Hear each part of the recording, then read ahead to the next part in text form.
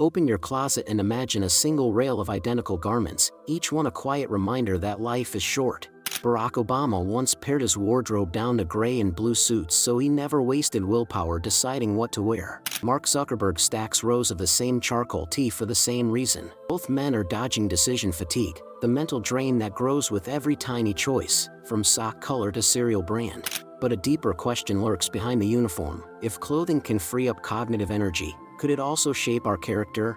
Tonight on Intuitra, we explore how a minimalist wardrobe might train the mind in Stoic discipline.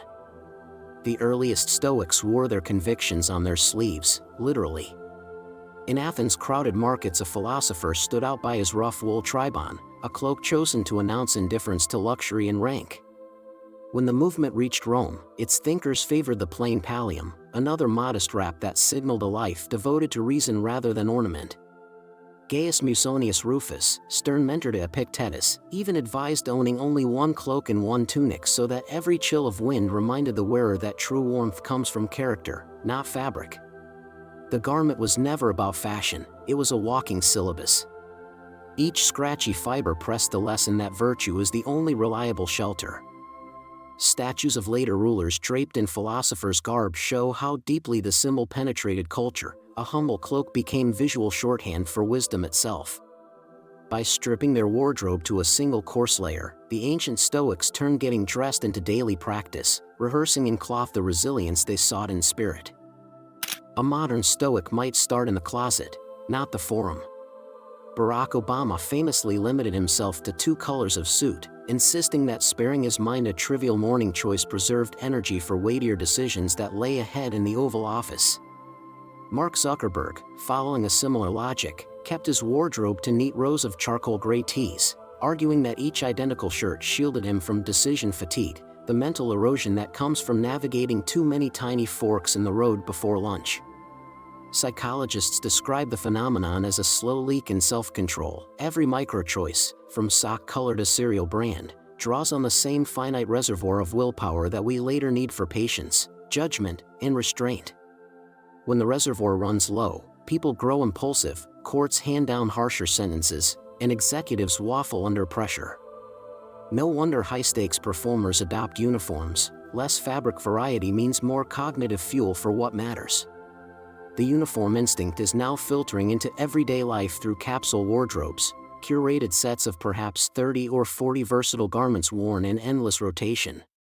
Early studies show that volunteers who trialed a minimalist closet reported lower stress and quicker mornings, while workplace research finds that people who dress the same each day feel more competent and stay on task longer. Productivity scholars add a self-perception twist. When you associate a particular outfit with focus, simply wearing it primes the brain for disciplined work. The wardrobe thus becomes a ritual cue: pull on the shirt, step into the mindset. For Stoics, this is familiar territory. The cloak once scratched a lesson into the skin. Today, a pared-down rack of clothing whispers the same reminder: save your strength for virtue. Modern uniforms do not guarantee wisdom, but they clear the runway, leaving fewer excuses for drifting off course. A quiet revolution in closets is recasting fashion as an exercise in temperance rather than display. Around the world, shoppers are trading fast turnover trends for slow, durable garments and scouring second-hand racks for pieces with longer lives. They join a market for sustainable fashion that is growing at double-digit rates, evidence that restraint can still be profitable when it is tethered to principle. The movement resonates with Stoic virtue ethics, which urges living according to nature and treating every purchase as a test of self-command. A jacket that lasts 7 winters, a pair of shoes that can be resold, a habit of mending a torn sleeve, all shrink the distance between what we wear and what we value. The garment becomes a daily cue: choose justice over exploitation, wisdom over impulse, endurance over novelty. Psychologists add another layer of motive. Small studies of capsule wardrobe volunteers show that reducing closet clutter lowers cortisol, speeds up morning routines, and leaves people feeling more competent throughout the day. Less visual noise means fewer mental tabs open. Fewer tabs mean more cognitive resources for patience, listening, and honest work. When the rail holds only coherent, versatile pieces, dressing turns from a burst of indecision into a one-breath ritual that ushers the mind toward focus. In that moment, the fabric is doing philosophy, reminding its wearer that energy squandered on image cannot also serve virtue. The most committed practitioners carry the experiment further, buying predominantly second-hand or supporting brands that publish full supply chain audits. They argue that caring for labor and planet is simply Stoic justice extended into commerce. But caution is still required. Minimalism can slide into a new status symbol if the story of frugality becomes more precious than the practice. Epictetus warned his students not to seek praise for their cloak but to test whether it truly toughened the soul. In the same spirit, a modern Stoic asks not whether her closet looks disciplined on social media, but whether its simplicity frees time, steadies emotions, and aligns consumption with conviction. The answer will vary by person, yet the guiding measure is constant. Does this garment help me act with courage, wisdom, justice, and self-control? If it does, hang it up. If it doesn't, let it go and leave the space empty, ready for virtue to breathe. Imagine clearing a spare afternoon, emptying every drawer, and returning only what earns its place by usefulness or meaning. A spare charcoal blazer that works with jeans or slack stays. The impulse buy neon jacket, worn once for a photo, leaves. Within an hour the rail looks almost monastic, muted tones, varied textures, nothing redundant. You notice something else, too, the quiet.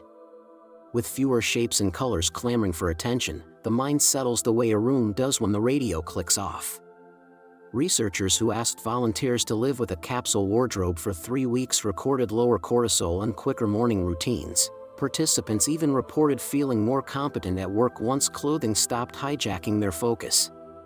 A separate study from business psychologists found that when employees associate a particular outfit with productivity, simply putting it on primes the brain for disciplined effort.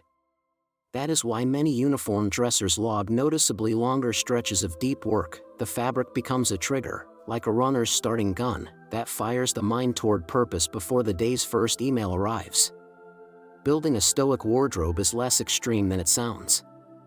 Start by choosing a neutral palette, charcoal, navy, earth tones, that harmonizes rather than competes, allowing every shirt to meet every pair of trousers without a second thought. Track what you actually wear for a month. Most discover they rotate no more than 30 pieces in practice, even if 100 loom in storage. Donate or sell the laggards, then mend rather than replace what remains. Studies on garment longevity show that a single well-placed repair can extend a jacket's life by years, cutting both cost and carbon. When something new is truly required, favor second-hand or transparent brands whose supply chain audits read like open ledgers.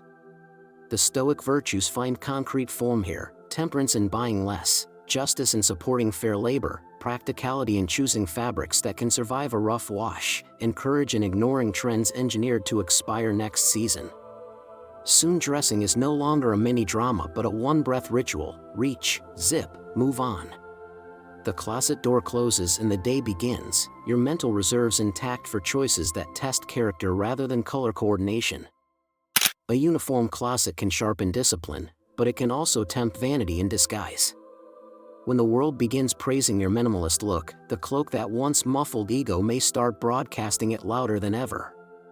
Epictetus warned ambitious students not to parade rough garments as moral theater. The test of a tunic was whether it kept the mind steady, not whether it won applause. Modern critics voice a similar caution. Curated closets can mutate into lifestyle branding, accessible mainly to those wealthy enough to discard perfectly good clothes in pursuit of aesthetic austerity. If simplicity turns into an expensive performance, the Stoic lesson dissolves and consumerism merely rewrites its script in neutral tones. True restraint feels like quiet sufficiency, not curated scarcity. When every purchase is weighed against temperance, justice, and real need, the rail shrinks to what daily virtue can honestly carry. Step back now and picture tomorrow morning. You slide the door, reach without hesitation, dress in under a minute. Nothing itches for attention, nothing sparks doubt.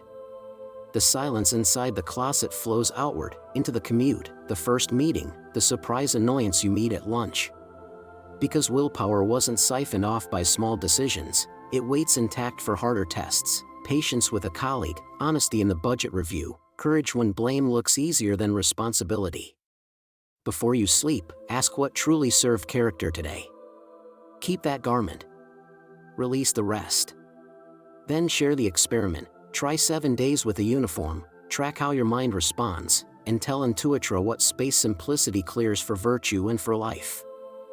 Now, before you shut the closet door for the night, pause for a heartbeat and notice the space you have cleared.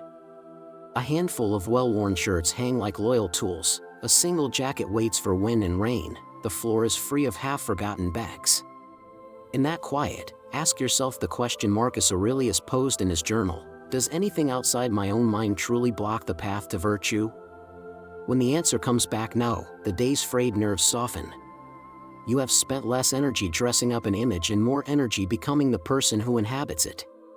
Tomorrow, you will repeat the ritual: reach, zip, breathe, and step into the world with willpower unspent. Let every clasp and button remind you that character is the only fabric time cannot wear thin. This is Intuitra. Stay curious, stay intentional, and until next time, dress for the life of the mind.